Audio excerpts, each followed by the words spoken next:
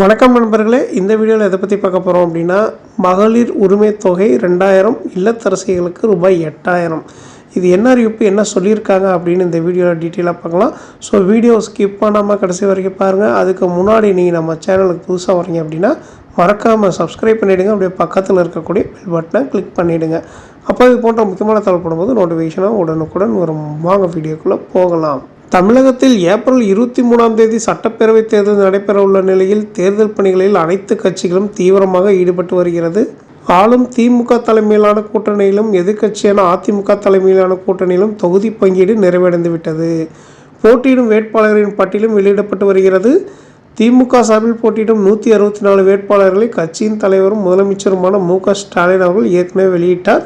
இந்த முறை திமுக எந்த மாதிரியான வாக்குறுதிகளை அளிக்கும் என்ற எதிர்பார்ப்பு எழுந்த நிலையில் தேர்தல் வாக்குறுதிகளை வெளியிட்டார். அவர் பேசுகையில், 7வது முறையாக திமுக ஆட்சி அமைக்க உள்ளது. தமிழ்நாட்டை முதன்மை இடத்திற்கு கொண்டு வந்துள்ளோம். தமிழ்நாட்டின் வளர்ச்சியை யாராலும் தடுக்கவும் மறுக்கவும் முடியாது. திமுக எதிர்ப்பவர்கள் தமிழ்நாட்டின் வளர்ச்சியை தடுக்க நினைப்பவர்கள். சொன்னதை மட்டுமல்ல, சொல்லாததையும் செய்து காட்டியுள்ளோம் என்றார். தொடர்ந்து திமுகவின் 5 ஆண்டுகால சாதனை பட்டியலிட்டு கூறினார். அதில் திமுக தேர்தல் வாக்குறுதிகளாக என்ன சொல்லியிருக்காரு அப்படின்னா, முதலமைச்சரின் காலை உணவு திட்டம் 8ஆம் வகுப்பு வரை விரிவுபடுத்தப்படும். மகளிர் உரிமை தொகை 2000 உயர்த்தப்படும். விவசாயிகளுக்கு நவீன மின்சார பம்பு செட்டுகள் வழங்கப்படும். 5 ஆண்டுகளில் 10 லட்சம் புதிய வீடுகள் கட்டித்தரப்படும்.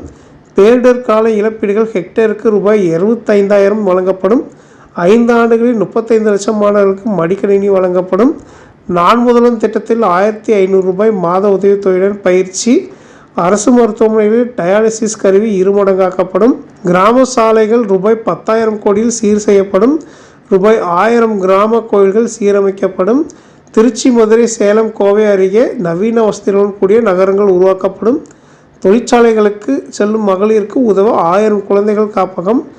பிசி, எம்பிசி பிரிவினர் தொழில் கடன் பெறும் உச்சவரம்பு ரூபாய் 35 லட்சமாக உயர்த்தப்படும். பெண்கள் தங்கள் வீட்டுக்கு தேவையான பொருட்களை வாங்க அனைத்து இல்லத்தரசிகளுக்கும் ரூபாய் 8000 மதிப்பிலான கூப்பன் வழங்கப்படும். தகவல் தொழில்நுட்ப ஏற்றுமதி ரூபாய் 5 லட்சம் கோடியாக உயர்த்தப்படும். ஸோ இதெல்லாம் தான் திமுகவோட தேர்தல் வாக்குறுதிகளாக சொல்லியிருக்காங்க.